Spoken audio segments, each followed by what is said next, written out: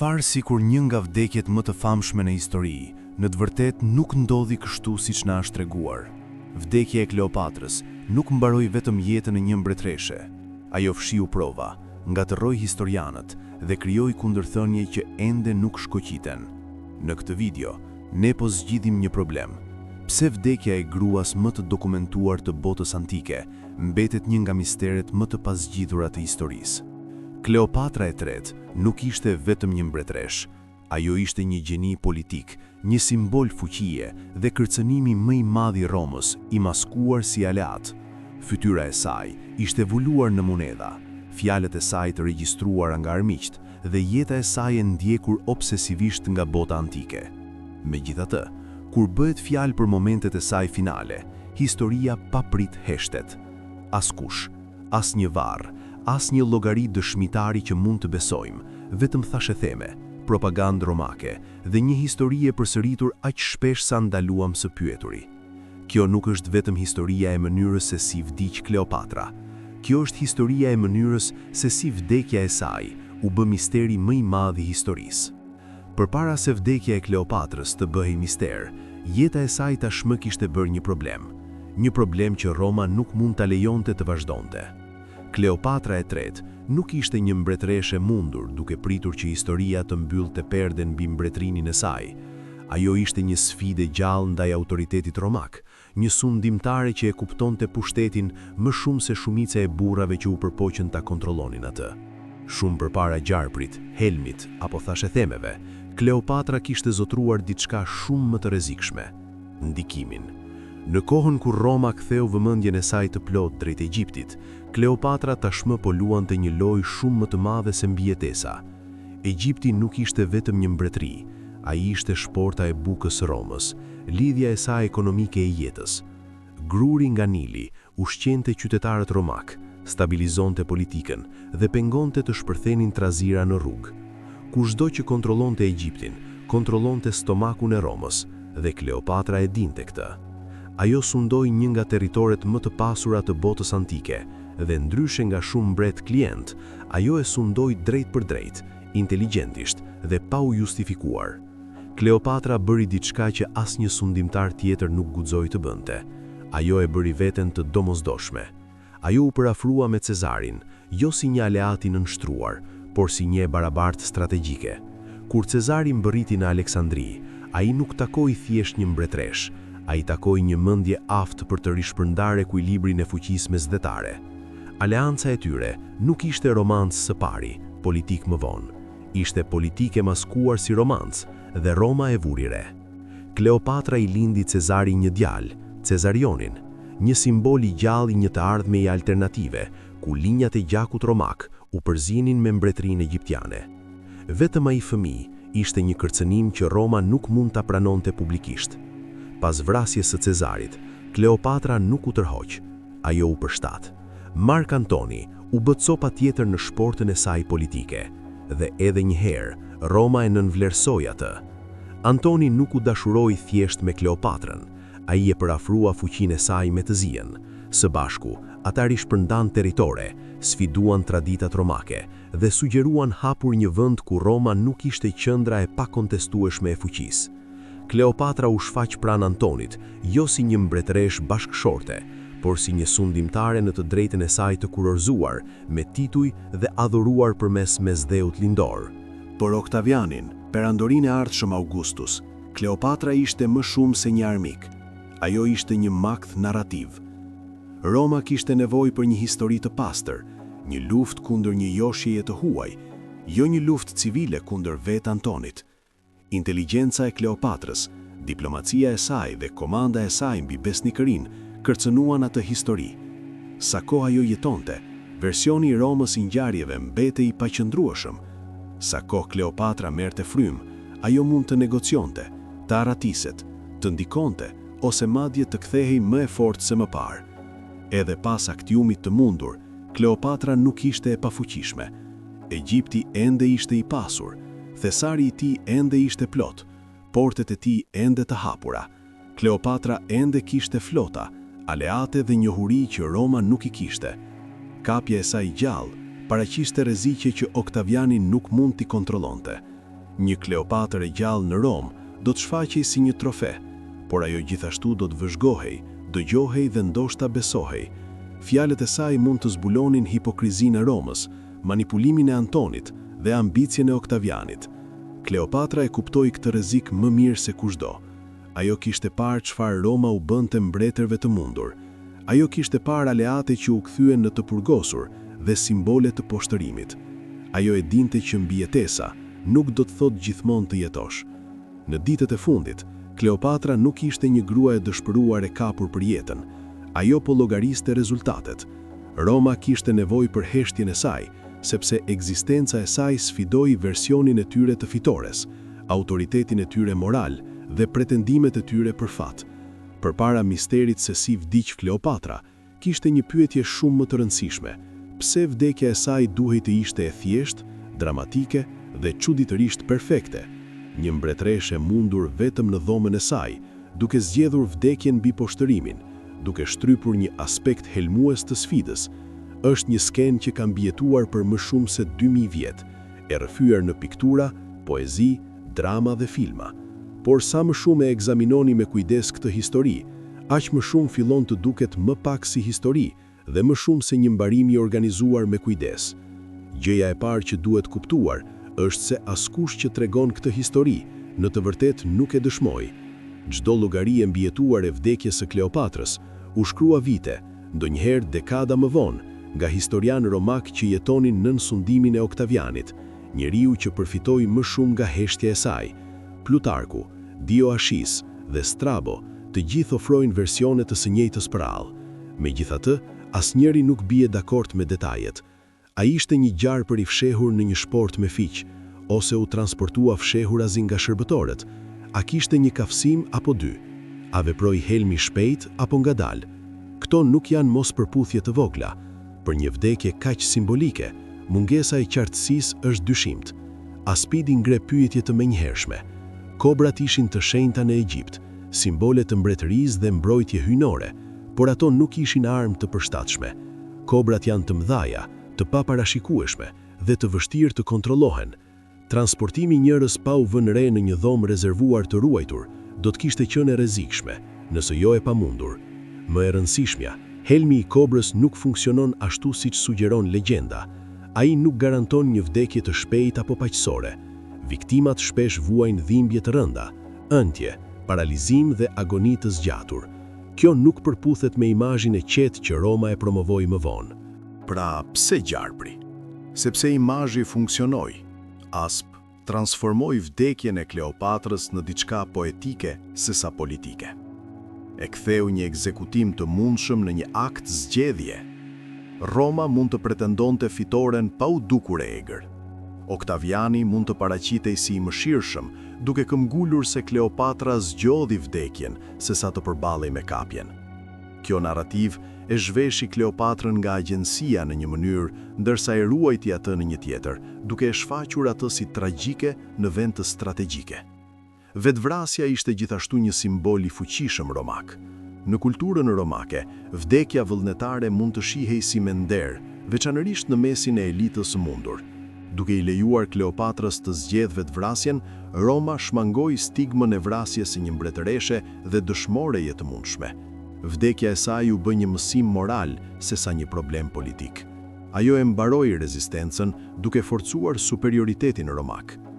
Por historia zyrtare gjithashtu heshtoi pyetje të papërshtatshme.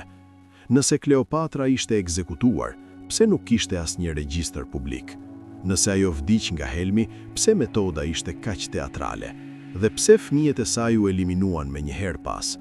Historia e gjarprit shpërqendron në mënyrë të përshtatshme nga pasojat.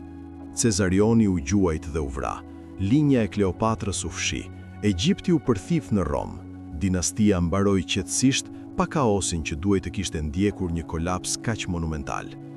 Edhe brenda llogarive romake ka hezitim. Vet Plutarku pranon pasiguri, sugjeroi helm të aplikuar me një pinë të zbrazët ose malhëm si një shpjegim alternativ. Të tjerët përmendin fare asnjë plag të dukshme. Mospërputhjet sugjerojnë se edhe historianët e lashtë po punonin nga thasheheme sesa nga faktet. Versioni zyrtar mund të mos bazohet në prova, por në atë që tingëllonte mjaft e besueshme për t'u përsëritur.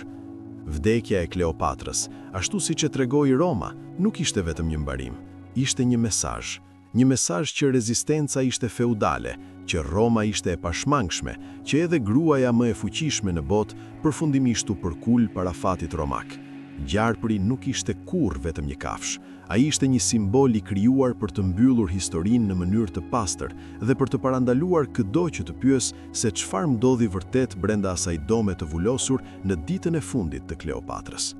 Nëse vdekja e Kleopatrës ishte aq dramatike dhe simbolike sa pretendon historia, atëherë ajo duhet jetë një nga momentet më të dokumentuara të botës antike. Kjo nuk ishte kalimi i qetë të një sundiruesi. Kjo ishte vdekja e faraonit të fundit të Egjiptit, gruaja që sfidoi Romën, mbretëresha aleancat e së cilës rishpërndanin perandori. Dhe megjithatë, kur kërkojmë për prova konkrete, gjejmë diçka shqetësuese, pothuajse asgjë.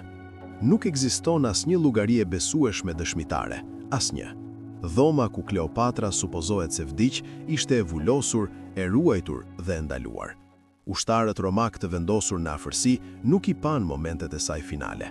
Shoqëritë e saj më të afërt, Ires dhe Charmien, vdiqën me të ose pak pas, duke marrë çfarëdo që dinin në varr.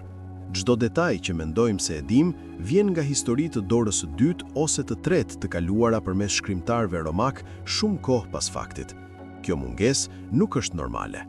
Historianët e lashtë regjistruan vdekjet e mbretërve, gjeneralëve dhe armiqve me detaje obsesive. Dhe megjithatë, momentet e fundit të Kleopatrës mbeten çuditërisht të paqarta. Nuk ka asnjë përshkrim fizik të trupit të saj që plotëson një shpjegim mjekësor. Asnjë. Regjistër i qartë i shenjave të kafshimit. Asnjë përshkrim i ëndjes, çngjyrosjes ose simptomave në përputhje me helmin e gjarprit. Disa llogari përmendin plagë të vogla shpimi, të tjerët nuk përmendin fare asgjë. Një histori pretendon se fytyra e saj ishte e qetë, e paprekur nga vuajtja. Një tjetër aludon në shenjat e helmit, por refuzon të shpjegojë më tej. Këto kundërthënie sugjerojnë pasiguri, jo siguri. Pastaj ka çështjen e varrit të saj. Mbretëreshat egjiptiane u varrosën me rituale të holluar, mbi shkrime dhe varre të dizenjuara për të zgjatur përjetësinë. Kleopatra, i cila u parafrua me kujdes me Isisën dhe imazhet hyjnore, do të kishte kuptuar rëndësinë shpirtërore të varrit më shumë se kushdo. Megjithatë, varri i saj nuk është gjetur kurrë. Asnjë mbishkrim nuk konfirmon vendin e saj të fundit të pushimit. Asnjë tekst mbretëror funeral nuk përshkruan udhëtimin e saj drejt jetës së pasme. Për një qytetërim të obseduar me ritualet e vdekjes, kjo heshtje është e shurdhër. Edhe regjistrat romak na dështojnë. Oktaviani urdhëroi që Kleopatra të varroset me Antonin, duke nderuar gjoja kërkesën e saj. Por ku? Në cilat kushte? Pse vendndodhja nuk u publikua kurrë? Një varr që përmbante si Kleopatrën ashtu edhe Antonin do të kishte qenë një nga simbolet më të fuqishëm në botën e lashtë. Megjithatë, ai zhduket plotësisht nga historia. Asnjë pelegrinazh, asnjë monument, asnjë referencë në gjeografinë e mëvonshme romake. Është sikur prova fizike u fshi me qëllim. Provat e humbura shtrihen përtej vet Kleopatrës. Vdekja e saj duhet të kishte shkaktuar reagime të menjëhershme, politike, trazira ose deklarata publike. Në vend të kësaj, tranzicioni i Egjiptit në një provincë romake ndodhi shpejt dhe me efikasitet. Thesari i Kleopatrës u sekuestrua, fëmijët e saj zhdukën nga historia. Kontrolli administrativ u zhvendos pa rezistencë. Kjo sugjeron planifikim, jo kaos. Kjo sugjeron se çfarëdo që ndodhi në ato ditë të fundit u zhvillua sipas një skenari që Roma ishte e përgatitur të ekzekutonte. Mungesa e burimeve neutrale është po aq shqetësuese. Zërat egjiptian mungojnë plotësisht. Asnjë regjistër vendas nuk mbijetoi për të treguar anën e Kleopatrës të historisë. Asnjë mbishkrim tempulli nuk vajtoi kalimin e saj. Asnjë papirus nuk përshkruan hidhrim ose hutim publik. Për një mbretëresh që sundoi Egjiptin për më shumë se 2 dekada, zhdukja e saj nga kujtesa historike lokale është pothuajse jo natyrale. Heshtja në këtë shkallë zakonisht ndjek shtypjen, jo aksident. Ajo që mbetet është një vakum historik i mbushur me spekulim, simbolizëm dhe përsëritje. Me kalimin e kohës, mungesa e provave pushoi së të ndihej si problem, sepse historia u bë e njohur, gjarpri u bë ikonik, misteri u zbeht në mit. Por kur historianët shikojnë përtej legjendës, ata gjejnë boshllëqe shumë të mëdha për t'i injoruar. Dëshmitar të humbur, regjistrime të humbura, mbetje të humbura, çdo mungesë ngret të njëjtën pyetje azër përsëri. Për të kuptuar pse vdekja e Kleopatrës u bë mister, ju duhet të kuptoni se kush e kontrolloi historinë pas. Historia nuk i përket të mundurit. Ajo i përket atyre që mbjetuan mjaft gjatë për ta shkruar atë. Në rastin e Kleopatrës, Roma nuk pushtoi thjesht Egjiptin. Ajo trashëgoi pushtet për të përcaktuar trashëgiminë e saj. Ajo që bota kujton për Kleopatrën nuk është ajo që regjistron Egjipti, por ajo që Roma lejoi të mbetej. Oktaviani kishte nevojë më shumë se fitore mështrake. Ai kishte nevojë për fitore morale. Lufta e tij kundër Mark Antonit ishte në thelb e saj një luftë civile romake, diçka nga e cila Republika ishte e lodhur dhe turpëruar. Ta shfaqësh atë si një luftë kundër një mbretëreshe të huaj e zgjidhja të problem me njëherë. Kleopatra u bë ligësia, e huaja, forca korruptuese që magjepsi një hero romak dhe e çoi atë në rrugë të gabuar.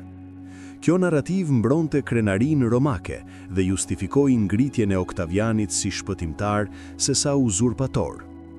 Shkrimtarët romak formuan me kujdes imazhin e Kleopatrës pas vdekjes së saj. Ajo u paraqit si joshse, manipuluese, emocionale dhe iracionale. Tipare që zvogluan inteligjencën e saj politike dhe rishpërndan fuqinë e saj si dobësi femërore. Kjo nuk ishte aksidentale. Duke reduktuar Kleopatrën në një stereotip, Roma fshiu kërcënimin që ajo paraqiste si sundimtare e aftë. Një mbretëreshe mençur ishte e rrezikshme, edhe në vdekje. Një tragjedi romantike nuk ishte. Realiteti egjiptian dukej shumë ndryshe. Kleopatra ishte një faraon legjitim, e kurorzuar sipas traditës së lashtë, e rrjedhshme në gjuhën egjiptiane dhe e shoqëruar publikisht me Isisën, perëndeshën më të fuqishme në Panteon. Ajo sundoi në mënyrë aktive, kaloi ligje, menaxhoi furnizimet me grur dhe stabilizoi ekonominë e Egjiptit gjatë zisë së bukës. Për egjiptianët, ajo nuk ishte një joshse, por një monark hyjnor. Por zërat egjiptian u heshtën kur Roma mori kontrollin. Tempujt u ripërdorën, regjistrat u shkatruan ose u injoruan. Kujtesa zyrtare e Kleopatrës u mbishkrua. Propaganda e Oktavianit u shtri përtej fjalëve. Monedhat u pren, triumfet u organizuan. Arti dhe poezia forcuan imazhin e Kleopatrës si ekses i mundur. Edhe vdekja e saj u bë pjesë e kësaj fushate. Një vetvrasje dramatike i lejoi Romës të paraqitet si e mëshirshme. Kleopatra nuk u zvarrit nëpër rrugët e Romës në zinxhir si armiqtë e tjerë të mundur. Në vend të kësaj, historia e saj mbaroi në mënyrë private, të kontrolluar dhe simbolikisht të pastër. Ai kontroll kishte rëndësi. Realiteti pas propagandës është më i vështirë për t'u rimkëmbur, sepse u varros me qëllim. Çdo version i vdekjes së Kleopatrës që sugjeronte ekzekutim, detyrëm apo përfshirje romake do të kishte minuar imazhin e hartuar me kujdes të Oktavianit. Ai do të kishte ngritur pyetje për ligjshmërinë, moralin dhe legjitimitetin. Ishte shumë më e sigurt të lejosh botën të besojë se ajo zgjodhi vdekjen me kushtet e saj. Historianët romak nuk ishin vëzhgues neutral. Ata shkruan nën perandor që i detyroheshin fuqinë e tyre suksesit të Oktavianit. Karrierat e tyre, siguria dhe prestigji vareshin nga forcimi i narrativave zyrtare. Kur shfaqen kundërthënie, ato u butësuan. Kur detajet mungonin, simbolizmi e mbushi boshllëkun. Me kalimin e kohës, përsëritja e ktheu supozimin në fakt. Ajo që e bën rastin e Kleopatrës unik është se sa plotësisht u fshi realiteti egjiptian. Shumica e kulturave të pushtuara lën pas fragmente të perspektivës së tyre. Me Kleopatrën, ato fragmente janë pothuese jo ekzistuese. Mbretëresha e fundit e Egjiptit zhduket në historinë egjiptiane në momentin e sakt kur mbërri në Roma. Vdekja e saj shënon jo vetëm fund të një dinastie, por fillimin e heshtjes historike. Kjo përplasje midis propagandës romake dhe realitetit egjiptian spjegon pse vdekja e Kleopatrës ndihet e pavërtetë, e organizuar dhe paplot. Historia që trashëguam ishte dizenjuar të mbyllni një kapitull, jo të zbulonte të vërtetën. Ajo u përgjigj nevojave të Romës, jo pyetjeve të historisë. Dhe sa kohë që versioni i Romave mbeti më i fuqishëm, aq kohë narrativa zyrtare do të fitonin mesdore. Roma dominoi. Misteri mbeti mbyllur pas një narrative që nuk ishte kurrë menduar për tu ekzaminuar shumë nga afër. Kur historia zyrtare lë shumë poshllëqe, historia fton alternativa. Vdekja e Kleopatrës nuk është përjashtim. Përgjatë shekujve, studiuesit, historianët dhe arkeologët kanë propozuar teori që sfidojnë imazhin romantik të aspe dhe sugjerojnë diçka shumë më komplekse dhe mundësisht shumë më shqetësuese. Këto teori ekzistojnë jo sepse njerëzit duan të rishkruajnë historinë, por sepse provat që kemi refuzojnë të vendosen në një përfundim të vetëm të besueshëm. Një nga teoritë më të qëndrueshme është se Kleopatra u vra, ose të paktën u detyrua në vdekje nga duart romake. Oktaviani kishte çdo motiv për të siguruar që ajo të mos shfaqej kurrë gjallë në Rom. Një ekzekutim publik do të kishte qenë i rrezikshëm politikisht, por një vdekje e qetë hoqi të gjitha rreziqet. Kleopatra ishte në nënroje, lëvizjet e saj ishin të kufizuara. Çdo pretendim se ajo veproi plotësisht vet, injoron realitetin e kontrollit romak. Nëse Kleopatra donte të vdiste, Roma mund ta lejonte atë. Nëse Roma e donte të vdekur, ata mund ta siguronin atë duke ruajtur mohueshmërinë e besueshme. Linja midis vetvrasjes dhe ekzekutimit bëhet rrezikshëm e hollë. Helmi paraqet një mundësi tjetër, dhe një që vetë Kleopatra mund ta kishte studiuar gjerësisht. Burimet e lashta përmendin eksperimentimin e saj me helme të ndryshme në të burgosur të dënuar, duke kërkuar për një metodë që shkaktonte dhimbje minimale. Një helm me veprim të shpejtë, i fshehur në një karfic kloku ose melhem, do të kishte qenë shumë më praktik se një kobër.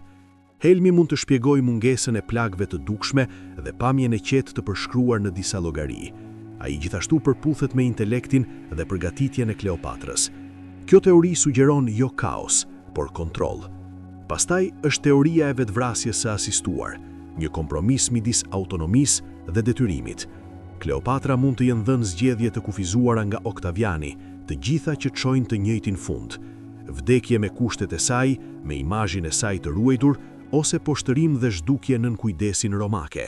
Në një skenar të tillë, historia zyrtare bëhet një fiksion i negociuar. Kleopatra ruan dinjitet, Roma shmangin skandalin, historia merr një mit. Më kontroverse është ideja se Kleopatra nuk vdiq fare, atë paktën jo kur Roma pretendoi se ajo vdiq. Disa thashetheme të lashta sugjeruan arratisje, të mbështetur nga mungesa e një trupi dhe varri. Kleopatra kishte akses në pasuri, ndjekës besnik dhe rrënjë sekrete. Portet e Egjiptit lidheshin me detin e Kuq dhe përtej. Ndërsa shumica e historianëve e hedhin poshtë si fantazi, vetë vazhdimësia e thashethemeve është zbuluese. Legjendat e mbijetesës zakonisht lindin kur vdekjet ndihen jo bindse. Një kënd tjetër janë ashkajuar përfshin shërbëtoret e Kleopatrës. Ires dhe Charmian vdiqën me të, por vdekjet e tyre shpjegohen keq. A ishin pjesëmarrës të vullnetshëm, besnik deri në fund, apo u heshtën për të mbrojtur një narrativ. Prania e tyre e komplikon çdo teori. 3 vdekje, një dhomë, asnjë dëshmica dhe asnjë shpjegim i qëndrueshëm. Çdo teori alternative tregon mbrapsht në të njëjtin problem. Historia zyrtare kërkon shumë besim dhe shpjegon shumë pak. Teoria aspe është e paharrueshme, por memoria nuk është provë. Kur historianët krahasojnë atë që dim për mjekësinë, politikën dhe sjelljen romake, shpjegimi i thjeshtë bëhet më pak bindës. Ajo që i bën këto teori të papërshtatshme, nuk është se ato kundërshtojnë traditën, por se ato zbulojnë se sa e brisht mund të jetë siguria historike. Vdekja e Kleopatrës ndodhet në kryqëzimin e pushtetit, propagandës dhe heshtjes. Qoftë se ajo u vra, u helmua, u asistua ose zhduku, e vërteta u formua nga ata që kontrolluan pasojat. Misteri vazhdon sepse asnjë teori nuk zgjidh plotësisht çdo kundërthënie. Secila ofron qartësi në një zonë dhe pasiguri në një tjetër. Dhe ajo pasiguri është trashëgimia që Kleopatra la pas. Një akt final që refuzoi të jepte Romës kontroll të plot mbi historinë e saj, duke detyruar historinë të pyes, spekuloj dhe debatoj shumë kohë pasi perëndoria e saj zhduku. Vdekja e Kleopatrës nuk është vetëm një enigme lashtë e mbyllur në të kaluarën. Ajo është një kujtesë se si vetë historia ndërtohet, manipulohet dhe ruhet. Arsyeja pse ky mister ende ka rëndësi nuk është sepse jemi të obseduar me mënyrën se si vdiq një mbretëresh, por sepse momentet e saj finale zbulojnë se si pushteti vendos se çfarë bëhet e vërtet. Historia e Kleopatrës ekspozon kufirin e brisht midis faktit dhe narrativës, një kufi që ende formon botën në të cilën jetojmë sot. Kur Kleopatra vdiq, Egjipti nuk humbi thjesht një sundimtar.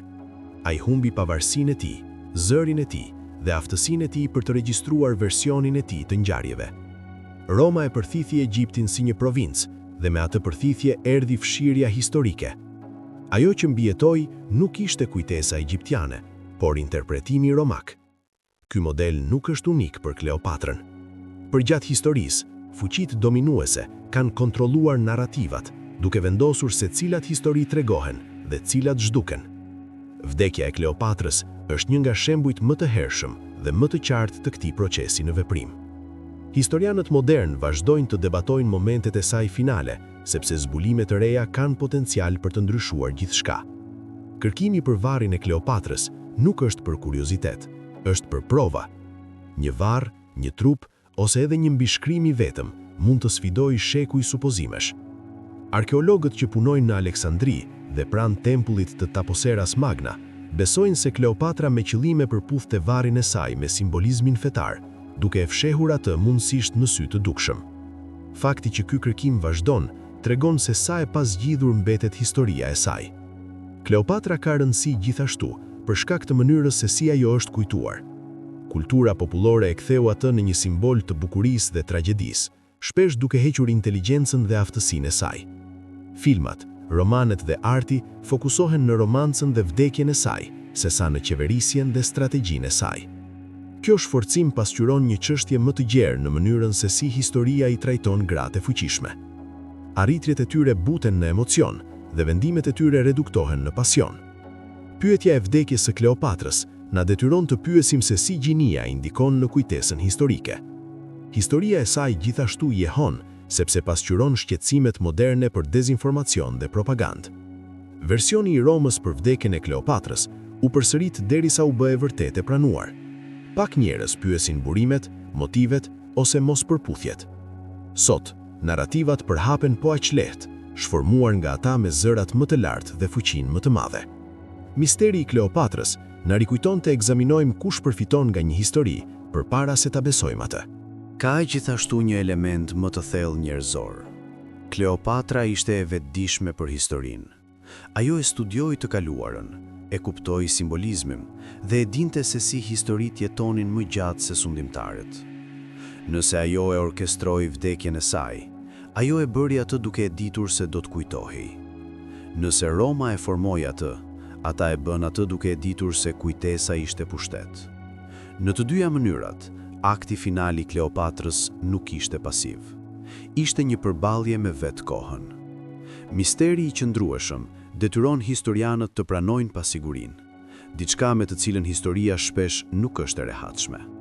Ne preferojmë mbarime të qarta, shkaqe të përcaktuara dhe përfundime të pastra. Kleopatra na mohon atë rahati. Vdekja e saj mbetet e pezulluar midis versioneve, duke refuzuar të vendoset në një shpjegim të vetëm. Ajo mohim është arsyeja pse misteri mbijetuan.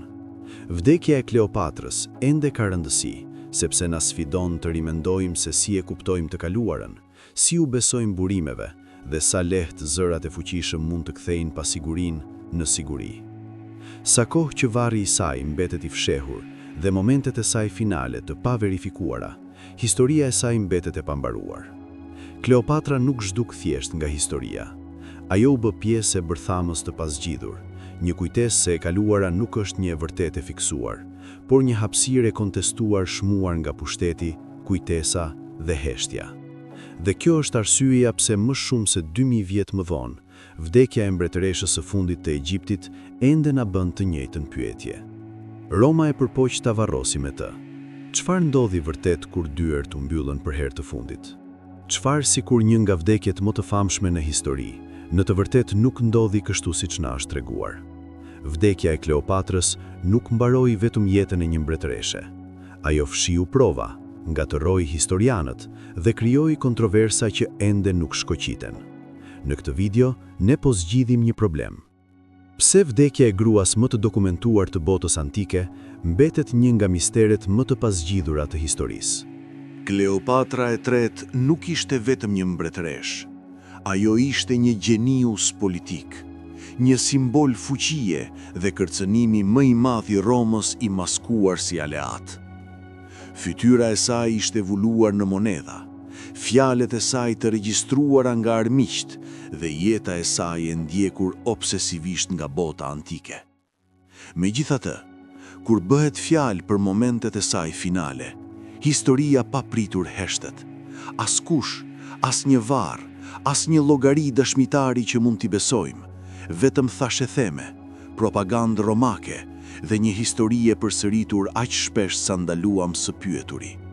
Kjo nuk është vetëm historia e mënyrës se si vdiq Kleopatra. Kjo është historia e mënyrës se si vdekja e saj u bë misteri më i madh i historisë.